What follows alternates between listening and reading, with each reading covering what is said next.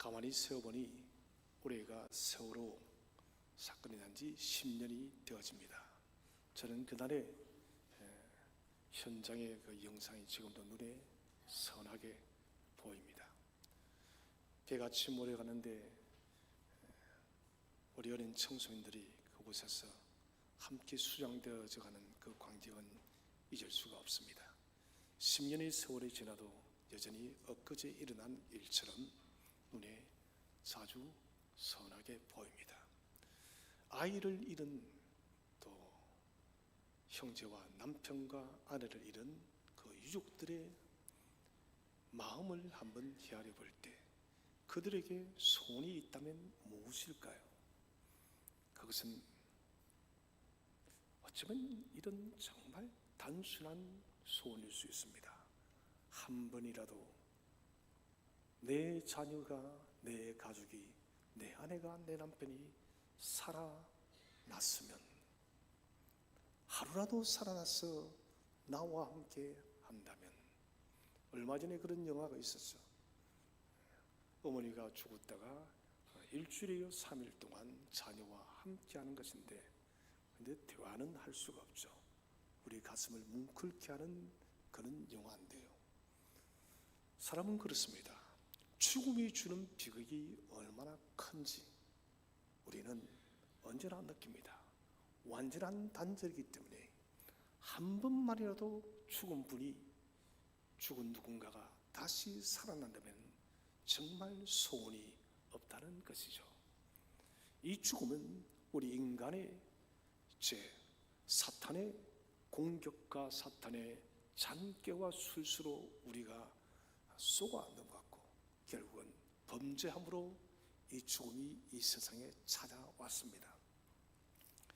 그래서 우리가 하나님께 범죄함을 통하여 찾아온 것은 영원한 사망이에요. 이 영원한 사망의 문제를 해결할 수 있는 방법은 어떤 방법도 없었습니다. 사람들은 죽음을 해결하기 위해서 수없는 방법들을 동원했지만 여전히 죽음은 정복되지 않는 것이 아니라 정복할 수가 없습니다. 100세 시대, 아니 120세 시대를 우리가 산다 할지라도 사람은 죽는 것이에요. 그런데 우리 주님께서 사망의 권세를 정복하셨습니다. 마귀의 그 깊은 저주의 사망의 권세를 주님께서 깨뜨리고 3일 만에 약속대로 성경에 예언되어진 대로 주님이 부활하였음을 믿으시기를 바랍니다. 부활하신 예수님은 40일 동안 이 땅에 계셨습니다. 여러분, 40일이면은 거의 주님을 본 사람들은 다 본 것이에요. 오늘 본문은 부활하신 주님이 첫날 저녁에 나타난 사건을 기록하고 있습니다. 사복음서는 이 부활의 사건을 기록할 때 각각의 특징을 보여주고 있습니다. 그럼에도 불구하고도 복음서는 공통적으로 주님의 부활하셨다는 거예요. 이 부활은 역사적인 분명한 사건이고 팩트라는 것을 우리에게 이야기를 하고 있습니다. 복음서 전체의 부활한 주님의 내용들을 요약해 보자면, 굴러진 돌, 사람들이 결코 굴러낼 수 없는 큰 돌이 굴러져 있었습니다. 경비대가 지키고 있었지만, 그리고 주님은 무덤 속에 있어야 됨에도 불구하고도 무덤은 비어 있었습니다. 그리고 수인은 개어진 것이 아니라 사람을 둘둘 말한 그 형체를 그대로 가지고 수인은 있었지만 주님의 몸은 없었습니다. 그리고 많은 목격자들이 나타났고, 주님은 또한 엠마오로 가던 두 제자와 함께 주의 말씀을 풀어 강론하며 그들과 함께 식사를 할 때 두 제자들의 마음이 뜨거워졌습니다. 예수님의 이 부활은 성경에 기록되지 않았지만 더욱더 많은 증거들이 있었을 것입니다. 여러분, 만약에 이 부활이 거짓이었다면 성경은 지금 존재하지를 않아요. 왜냐하면 마가복음을 기록할 때 예수님이 부활했던 당시에 그 사건의 현장에 있던 사람들이 대부분 살아 있었습니다. 그 중에 대부분의 사람은 유대인들이 부름문을 부릅뜨고 살아있는데 이 성경이 돌아다닌다면 과연 남아 돌았겠습니까? 이미 성경은 불태워져 없어졌을 것이에요. 그들도 어떻게 부정할 수 없는 분명한 역사적 사실이었다는 것입니다. 자, 주님이 약속대로 3일 만에 부활하신 것은 너무나도 분명한 사실임에도 불구하고 오늘 우리 새벽에도 봤지만은 의심하였다는 말들이 계속해서 나왔습니다. 마가복음 16장 12절에서 13절 여전히 의심하는 제자들이 많습니다. 오늘 주님께서는 문이 닫혀 있는 제자들의 방으로 들어오십니다. 자, 우리 이 본문의 사건을 통해서 첫 번째 주제로 우리가 생각해야 될 것은 무엇이냐면은 부활의 확실한 증거는 무엇인가입니다. 첫 번째로 부활하신 예수님은 제자들에게 직접 말씀을 하셨습니다. 오늘 19절에 보면 너희에게 평강이 있을지어다. 주님의 목소리가 들려왔습니다. 제자들은 방문을 걸어 잠그고 두려움 가운데에 있습니다. 그런데 주님은 문을 열고 들어오지 아니하셨습니다. 마치 해리포터에 나오는 그 영화처럼 주님은 벽을 뚫고 들어오신 것이에요. 이것은 공간을 초월하시는 주님이십니다. 그리고 제자들에게 말씀하십니다. 너희에게 평강이 있을지어다. 여러분, 저 목소리는 아주 좀 독특한 목소리예요. 아마 제가 전화가면 대부분의 제가 누군지 다 아실 거예요. 여러분 그렇죠? 예, 저도 알아요. 저 뭐 독특한 줄을. 그래서 우리 성도들도 자다가도 제가 지나가면은 목사님 하는 분이 계세요. 우리 주님께서 나타나셨어요. 너희에게 평강이 있을지어다. 주님의 목소리가 독특했는지는 모르겠지만 3년 동안 친숙하게 듣고 또 들었던 주님의 생생한 음성이 들려왔어요. 여러분, 이것보다 놀랍고 영광스러운 일이 어디에 있겠습니까? 주님께서 제자들에게 직접 하셨습니다. 이 음성 자체가 다른 누군가의 소리가 아닙니다. 여러분 지금처럼 요즘에는 이런 과학이 발달해서 가짜 인간도 똑같은 인간을 만들지 않습니까? 딥페이크를 해서 놀라워요. 여러분 사람이 똑같아요. 그런데 가짜 영상이에요. 목소리도 똑같이 만들어요. 예수님 당시에는 그런 딥페이크나 그런 기술이 없었습니다. 예수님께서 몸은 보이지 않고 목소리만 나타냈다면 혹시 누가 장난을 하나? 예수님 목소리 누가 흉내내나? 그렇게 생각할 수 있습니다. 그러나 주님은 너희에게 평강이 있을지어다 라는 이 복된 말씀을 하시면서 당신의 몸을 직접 나타내셨습니다. 자, 요한복음 14장 27절을 보시면 평안을 너희에게 끼치노니 곧 나의 평안을 너희에게 주노라 하셨습니다. 모세의 율법과 선지자의 글과 시편에 기록되어진 모든 말씀을 이루는 거예요. 주님께서는 우리에게 평강이 있을지어다 하시고 난 뒤에 부활 후의 참 말씀이 뭐냐? 그것은 평강이에요. 여러분 이 평강이 왜 중요하겠습니까? 아담과 하가 범죄하고 난 뒤에 처음 찾아온 것이 바로 뭐예요? 두려움입니다. 절망입니다. 저 성경 공부할 때 말씀을 드렸어요. 하가 선악과를 먹었을 때는 아무런 희망이 없었습니다. 그가 선악과를 먹는 순간 그에게는 단 한 번도 겪어보지 못했던 모든 절망과 모든 슬픔과 모든 비극과 모든 고통이 그에게 다 몰려왔던 거예요. 아담도 선악과를 먹었을 때 똑같았습니다. 그들에게는 희망이 없었어요. 왜 그러느냐? 하나님께서 그들에게 희망을 제시하지 않았기 때문이에요. 이 평강의 중요성은, 우리에게 이런 평강이 없으면 우리는 하나님을 만날 수가 없습니다. 그것은 바로 아담과 하가 선악과를 먹고 난 뒤에 하나님이 두려워서 벌벌 떨며 숨어버렸던 그 광경 속에서 평강을 잃어버린 우리 인류의 존재의 모습을 우리는 본다는 것입니다. 오늘 주님 말씀은 처음 듣는 말씀이 아니에요. 수없이 들었던, 3년 동안 수없이 들었던 주님의 말씀이에요. 저는 어머님이 돌아가신 지가 벌써 지금 18년이 되어져 가지만 어머님의 음성을 잊을 수가 없어요. 죄송합니다. 13년, 15년이네요. 15년. 첫째, 둘째가 자꾸 헷갈리네. 15년이 되어져 가는데 어머니 음성을 잊을 수가 없어요. 지금도 어머님이 살아 돌아오신다면 저는 자다가도 벌떡 일어날 수 있을 것 같습니다. 목소리만 듣거든요.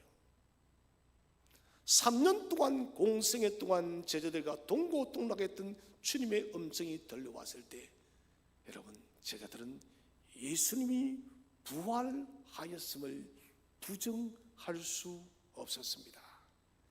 예수님의 이 말씀은, 평강은 예언의 성취입니다.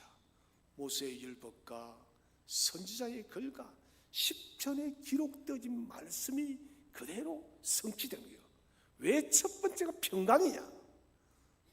범죄를 통하여서 사람과 하나님이 갈라지는 첫 번째 심판이 뭡니까? 평강이 무너진 거예요. 평강이 무너졌기 때문에 무엇이 찾아옵니까? 사망이 찾아온 거예요. 그래서 주님께서는 우리에게 이 평강을 처음에 선물로 주는 것입니다.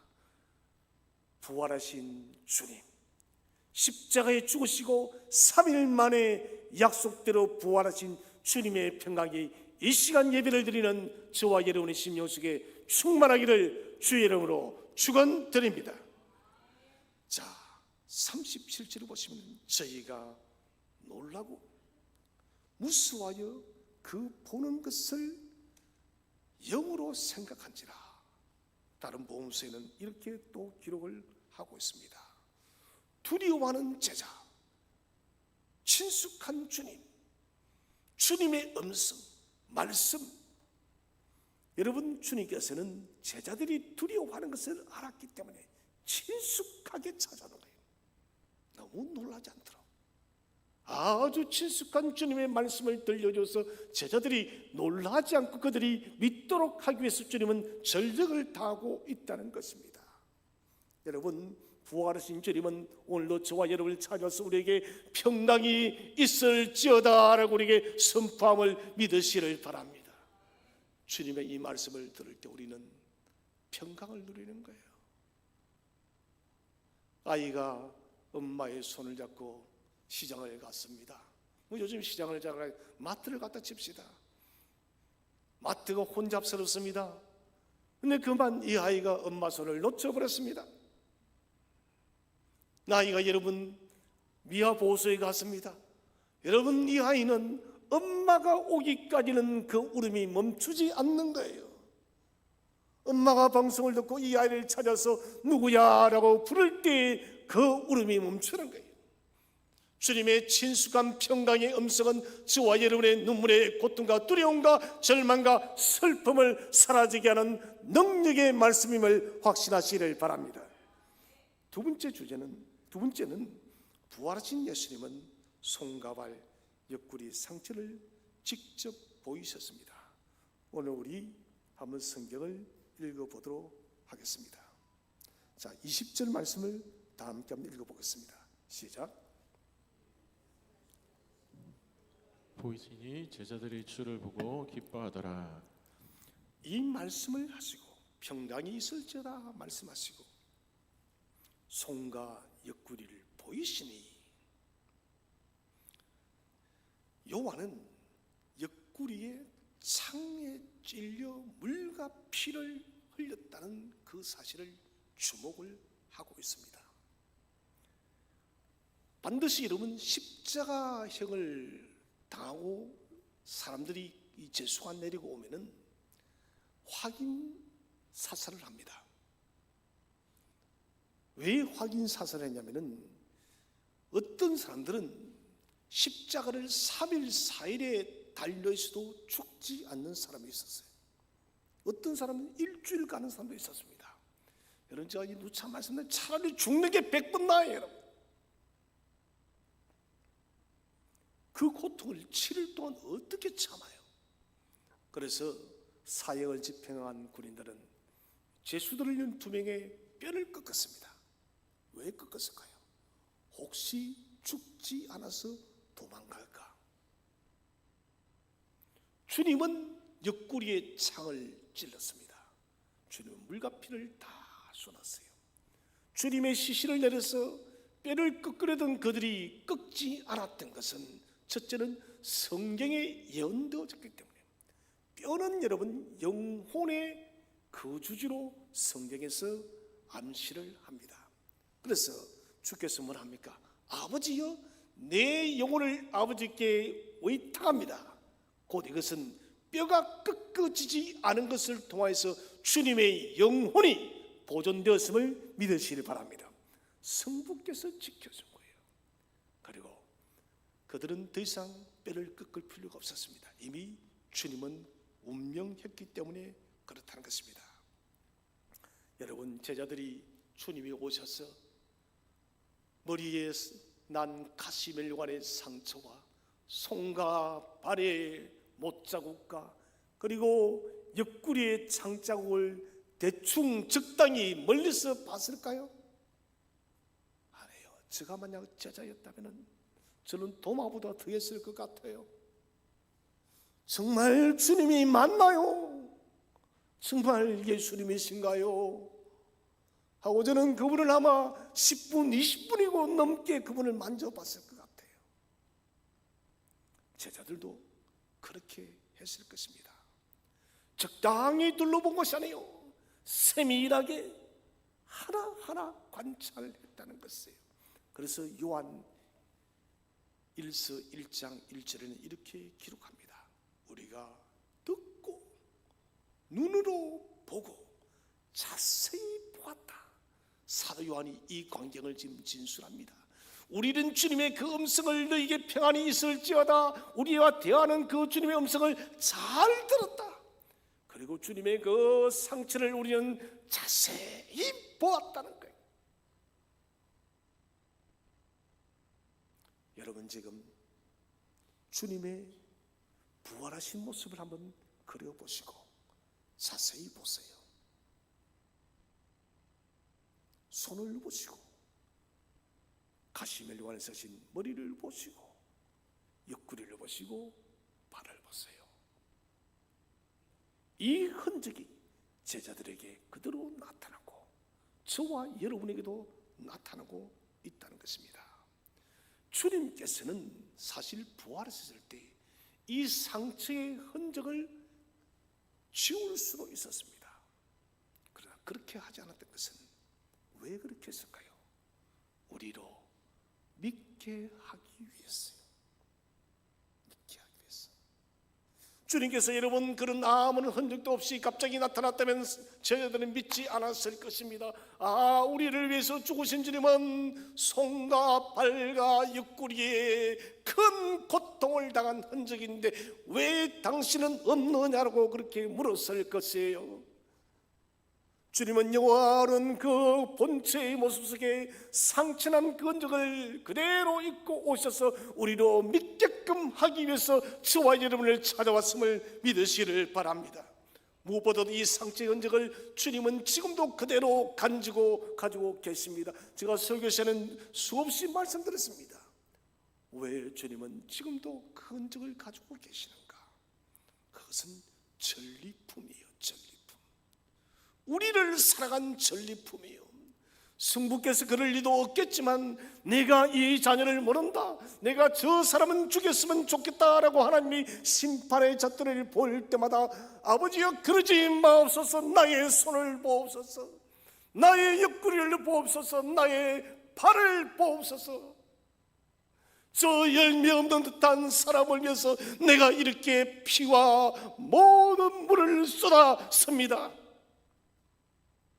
성부께 항변하는 거예요.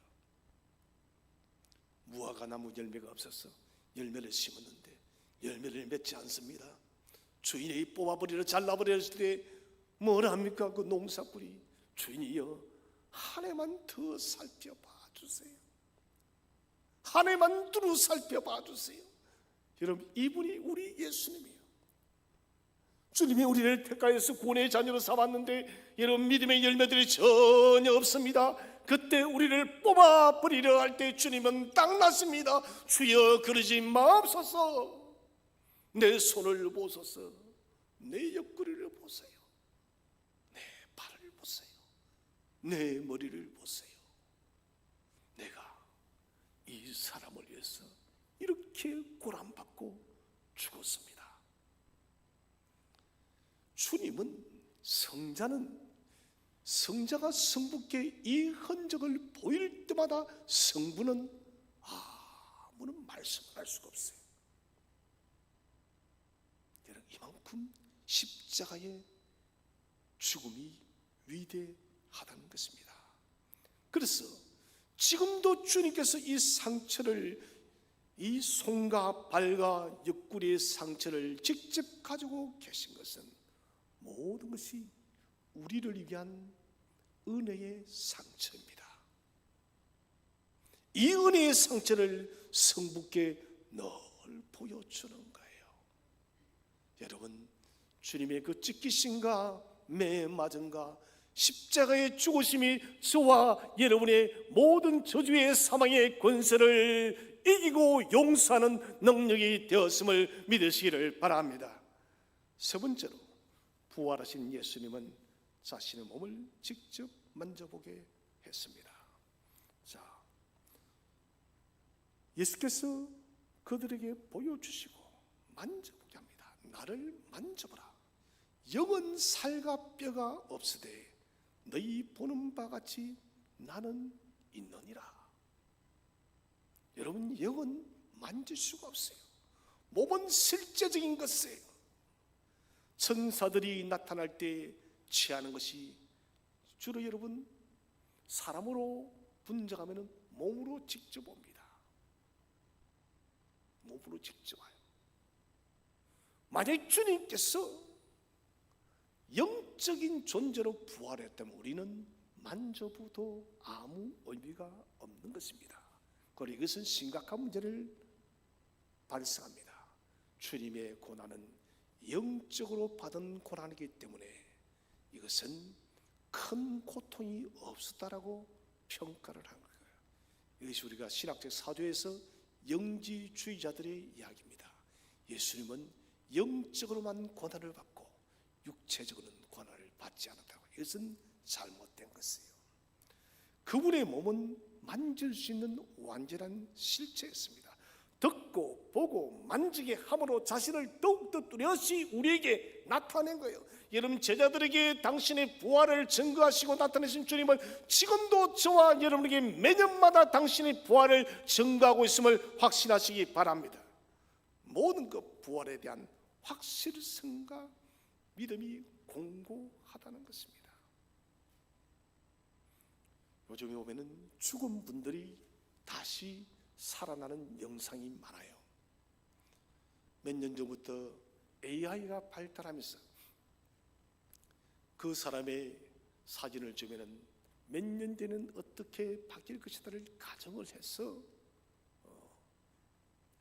그 부모나 그 죽은 유족들이 이상한 헬멧을 쓰게 되면은 그 가상의 사람과 자녀죠 대화를 하는 거예요.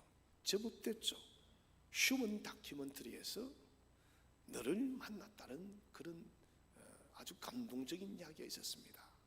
이 부모님은 엄마는 암으로 아이를 잃었어요. 그래서 이 안타까운 소식을 들었던 우리 나라에서 아마 과학자들이겠죠. 인공지능으로 가상인간을 만들어서 부모와 아이가 만나게 하는 그런 다큐멘터리였어요. 어머님은 그것이 가상인 줄 압니다. 그럼에도 불구하고 아이의 가상 속의 아이의 얼굴을 만지고 손을 만지고 안아보고 저는 그 모습을 보면서 너무 마음이 아팠어요. 얼마나 그리웠으면은, 얼마나 마음이 아팠으면은 저렇게라도 부모님은 무엇이든 해보고 싶었을까. 여러분, 그것은 어디까지나 가상에 지나지 않습니다. 기기를 벗어버리면 더 이상 그 아이는 볼 수 없는 것입니다. 그러나 주님은 가상이 아니에요. 실체입니다. 그래서 주님은 나를 만지라.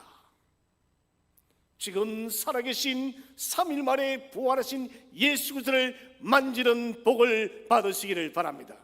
주님을 여러분 만져보시고 다시는 의심하지 마시기를 바랍니다. 두 번째 주제는 부활하신 주님은 어떤 분이신가? 첫 번째로 부활하신 예수님은 평강을 주는 분입니다. 이미 제가 먼저 언급했습니다. 너희에게 평강이 있을지어다. 주님은 오늘도 우리에게 동일한 말씀을 하십니다. 공생애의 가르침과 부활의 이 사건 이후에도 제자들에게 계속해서 평강을 전파합니다. 왜 이 평강이 주제가 되어지는가? 이것은 인간의 근본적 문제는 평강의 문제예요. 여러분, 사실 우리가 한 주간을 쭉 보내면서 이런저런 많은 일들을 겪는데 우리를 여러분 가장 고통스럽게 하는 것은 우리의 마음의 평강의 질서가 무너지는 거예요. 어떠한 역경, 어떠한 어려움을 겪는다 할지라도 그 사람의 마음에 이런 평강이 있는 사람은 그 문제를 넉넉히 이겨낼 줄로 확신하시기를 바랍니다. 공생의 목적은 하나님과 인간의 평강의 회복입니다. 그래서 주님께서는 이제는 너희가 하나님과 평강이 회복되어졌으니 아버지께 때를 따라 돕는 은혜의 보좌의 앞으로 너희는 담대히 나아가라. 이런 평강의 주님은 우리를 때를 따라 도와줄 줄로 믿으시길 바랍니다. 우리가 주 앞에 나아갈 때마다 우리의 손을 잡아주시며 우리에게 하늘의 평강을 한없이 내릴 줄로 믿으시기를 바랍니다. 두 번째로 부활하신 예수님은 우리의 불신앙을 책망하고 믿음을 군하시는 분이십니다. 주님은 제자들에게 어찌하여 두려워하며 마음에 의심하느냐. 베드로가 바닷가 위를 걷습니다. 그런데 그만 큰 파도를 보고 그는 두려워서 주님을 의심합니다. 물에 빠져가는 베드로에게 주님이 뭐라 하십니까? 베드로야, 왜 믿음이 없느냐? 왜 의심하느냐? 우리의 불신앙은 여러분 마땅히 책망을 받아야 돼요. 우리가 주님을 믿고 안식하게 되기를 원한다면 믿음이 견고하게 서 있어야 됩니다. 믿음이 견고하게 서 있어야만 우리가 참된 안식을 받아 누린 거예요. 믿음이 여러분 견고하게 서 있는 사람은 여러분 이 세상이 웬만큼 흔들려도 요동하지 않아요. 그것은 주께서 붙들어 주시기 때문에 교회에 다니면서 우리는 정직한 의심을 합니다. 정직한 의심이 뭘까요? 정직한 의심이라는 것은 예수 그리스도의 부활에 대해서 이성적, 지성적으로 지어보는 것을 정직한 의심이라 합니다. 믿어요. 물으면 다 믿습니다입니다. 그 나의 이성과 나의 지성은 진실할까? 어떻게 그것이 과학적으로 가능할까? 이것이 말이 돼? 이것을 우리가 듣기 좋게 정직한 의심이랍니다. 그러나 이것은 불신앙이에요. 불신앙이에요. 믿음이란 것은 이성과 지성의 한계를 뛰어넘습니다. 기쁨을 죽이는 것, 평강에 여러분 두려움의 바이러스를 넣는 것이 바로 이런 행위입니다. 부활의 역사적 사실 앞에 그대로 이런 받아들이시기를 바랍니다. 믿음으로 받아들였어요. 주여, 내가 당신이 살아계신가, 부활하심을 내가 온 마음을 열고 믿음으로 받아들입니다. 이게 이름 중요한 거예요. 우리는 근심하고 의심하고 불안해합니다. 사람의 근심과 불안의 그 이유는 순전한 믿음을 소유하지 못하고 있기 때문에 그래요. 믿음은 사람의 불순물을 빼는 거예요. 우리 속에는 불순물이 너무 많아요. 믿음을 가로막는 불순물이 너무 많다는 것이에요. 저희 장모님이 무릎 수술을 하러 가셨는데, 무릎 인공관절을 하기 위해서 갔는데 인공관절 수술을 못했어요. 수술을 할 수 없는 거예요. 왜냐하면 무릎에 너무 그 염증의 물들이 많이 차가지고, 이 염증의 물을, 이 오염된 물을 다 제거해야만, 제거하고 난 뒤에도 두고 봐야 돼요. 염증이 생기지 않아야 인공관절을 할 수 있다는 거예요. 여러분, 이게 오염물질이 이렇게 무서운 거예요. 오염물질은 여러분 정상적인 사람까지도 죽게 만드는 것입니다. 우리의 믿음을 여는 병들게 하는 것은 불신앙의 오염물질이에요. 무균실의 바이러스가 침투하면 여러분 그 사람은 죽는 것입니다. 여러분, 믿음에도 여러분 불신앙의 바이러스가 침투하면 우리의 믿음을 병들게 합니다. 여러분, 믿음의 마음의 내면의 모든 마음속에 여러분 깨끗한 믿음으로 단정하시기를 바랍니다. 믿음을 공격하는 불순물의 바이러스가 침투하지 못하도록 영광이 늘 깨어있기를 주의 이름으로 축원드립니다. 세 번째로, 부활하신 예수님은 우리와 교제하시는 분이십니다. 손과 발을 보여주며 또 나를 만져보라. 여러분, 우리 주님은 부활하셔서 어디에 앉으셨나요? 하나님 보좌 우편에 앉으셨습니다. 그 영광스러운 부활하신 주님께서, 그 높으신 주님께서 이 하찮고 하찮은 저희들과 같은 우리들에게 내 몸을 만져봐라. 여러분, 이것은 너무너무 대단한 일이에요. 여러분, 너무너무 대단한 일이에요. 여러분, 이 목사 부잘것 없습니다. 근데 목사님 한번 손 한번 잡아보는 것도 우리 성도들 보면 부끄럽고 송구스럽다는데, 여러분, 그거는 이 인간이 대체 무엇이라 그러는데, 여러분, 하늘의 하나님 예수께서 우리로 믿게 하기 위해서 너희는 나의 손과 발을 한번 만져봐. 주님의 겸손이에요. 자신을 낮추고 제자들과 교제하시는 겸손의 주. 주님은 세계적으로도 제자들의 발을 씻기까지 우리에게 겸손을 보여주었습니다. 그리고 음식을 함께 먹었습니다. 이것은 교제의 떡을 나누는 거예요. 지금 한국 교회에 사라져가는 것이, 지난 우리 헌신예배 때 우리 조홍래 목사님 그런 이야기를 했지만은, 밥상 문화가 사라졌다. 예전에는 구정 예배를 드리면은 떡을 나누고 간식을 나누고, 이제는 그것이 사라졌다 했습니다. 한 교회가 밥상 문화만 회복했더니 교회가 달라졌다 했습니다. 여러분, 이것은 굉장히 중요한 거예요. 이것은 성경적이에요.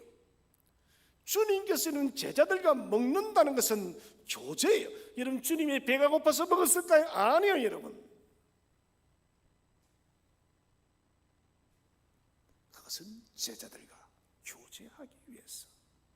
때로는 제가 배가 아주 부를 때가 있습니다.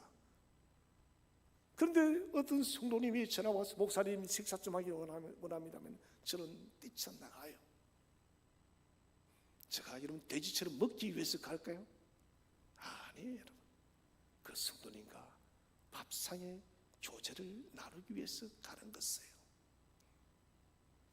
그만큼 이런 식탁의 교제는 중요하다는 것입니다. 저는 우리 센터교회에서 이런 목장별로 또 여러 팀별로 이 밥상의 교제가 많이 일어나기를 주의 이름으로 축원드립니다. 많이 일어나요. 집안을 좀 많이 개방하세요. 우리 집에 좀 오셔서 차도 한잔하시고 점심도 좀 같이 하시고 함께 교제 좀 해요. 여러분, 이런 교회가 좋은 교회요, 건강한 교회인 것입니다. 겸손의 주와 교제하는 시간을 확보해야 됩니다. 여호와 샴마, 여호와의 임재 안으로 들어가는 것입니다. 삶의 모든 순간순간 우리가 주님의 임재 안으로 들어가기 위해서는 주님과 교제하시기를 바랍니다. 여러분, 이 부활절을 맞이해서 더욱더 풍성한 교제가 있기를 주의 이름으로 축원드립니다. 마지막 세 번째 주제는 부활할 우리의 모습은 어떤 모습인가? 첫 번째로 완전하게 이루어진 사람으로 회복됩니다. 부활의 날 사람의 영과 육은 동시에 부활합니다. 영혼과 육체가 일시적으로 부활해요. 우리 인간이 숙지 인지하지 못할 빠른 시간 안에서 주님의 부활을 통해서 우리 몸과 영혼이 완전하게 변화되어져요. 그래서 사도 바울은 말하죠. 완전한 몸이요, 거룩한 몸이요, 변화되어진 몸이라는 것입니다. 저는 저 몸을 보면서 자주 한숨을 씁니다. 왜 이렇게 아픈 데가 많을까? 허리도 아프고 머리도 아프고 왜 이렇게 아픈 데가 많을까? 원치 않는 배는 또 왜 이렇게 자주 나올까? 뭐 하여튼 이 문제가 많아요. 그러면서 그런 기도를 합니다. 주님, 당신의 나라에 가시면은 이 모든 것 제가 걱정할 필요 없겠지요. 우리는 또 어떤 병을 알지 몰라요, 여러분. 육체는 아주 여러분 불쌍한 존재예요. 죽을 때까지 이런 병을 안고 사는 존재가 바로 육체입니다. 그러나 주께서 우리가 주님을 만나는 그날에는 아픔도 슬픔도 고통도 없는 완전한 몸으로 변모될지로 믿으시기를 바랍니다. 두 번째로 하나님의 평강으로 가득하게 되어집니다. 너희에게 평강이 있을지다 약속하셨습니다. 부활하신 예수님은 제자들에게 평강을 주었습니다. 이제는 이 평강이 이 땅에서는 조금 불안하지만은 이 땅에서는 조금 뭔가 좀 모자라지만 그러나 주님 나라에 가서서는 이 평강이 영원토록 차고 넘칠 줄로 믿으시기를 바랍니다. 세 번째로 하나님을 섬기는 마음으로 충만하게 되어집니다. 자, 우리의 완전한 모습으로 변모되어지면 우리는 달라져요. 저 성경 공부를 하면서 이런 질문을 냈습니다. 여러분, 선악과를 따먹는 게 쉬웠을까요? 따먹지 않는 것이 쉬웠을까요? 또 말을 바꾸어 한다면 사람이 선악과를 따먹는 것이 어려웠을까요? 아니면 쉬웠을까요? 그래 다 맞추지 못해요. 여러분, 아담과 하와가 범죄하기 전에는 선악과를 따먹는 일이 너무너무 힘든 일이었습니다. 왜 그러냐? 그때는 아담과 하와의 믿음이 100이었습니다. 100이 만점이라면 그들은 믿음으로 가득 차 있었기 때문에 모든 것이 하나님께 반응하게 되어 있었습니다. 모든 영적 DNA가 하나님께만 반응하게 되어 있었기 때문에 영생의 나무는 따먹는 것이 너무너무 쉽지만은 선악과를 따먹는 것은 낙타가 발을 끼로 들어가는 것보다 더 힘든 일이었어요. 그런데 우리가 낙타가 바늘귀로 들어갈 수도 없지만은 그런 일을 인간이 만들었다는 것입니다. 그러나 이제 우리가 부활의 그날에는 아담과 하와가 가졌던 그 100의 믿음이 아닌 완전한 영생 실과를 아담과 하와가 먹었던 변모되었을 것이에요. 우리도 완전히 변모되어진 모습으로 온전히 하나님만을 자원적으로 큰 기쁨으로 예비하고 순복하고 주님을 높여드리는 영광스러운 몸으로 변모될지로 믿으시기를 바랍니다. 사랑하는 성도 여러분, 복된 부활의 날입니다. 기독교의 최고의 날입니다. 저는 또다시 말씀드립니다. 부활이 없으면 저는 예수님을 믿지 않습니다. 그 예수를 믿어서 무엇하겠습니까? 아무런 소망이 없는데요. 여러분, 주님은 우리를 위해서 죽으셨습니다. 주님은 우리를 위해서 3일 만에 부활하셨습니다. 이 부활의 위대한 소식과 위대한 기쁨과 위대한 감격이 주님 오시는 그날까지 우리 심정에 가득하고 부활의 복된 정인이 되시기를 주의 이름으로 축원드립니다.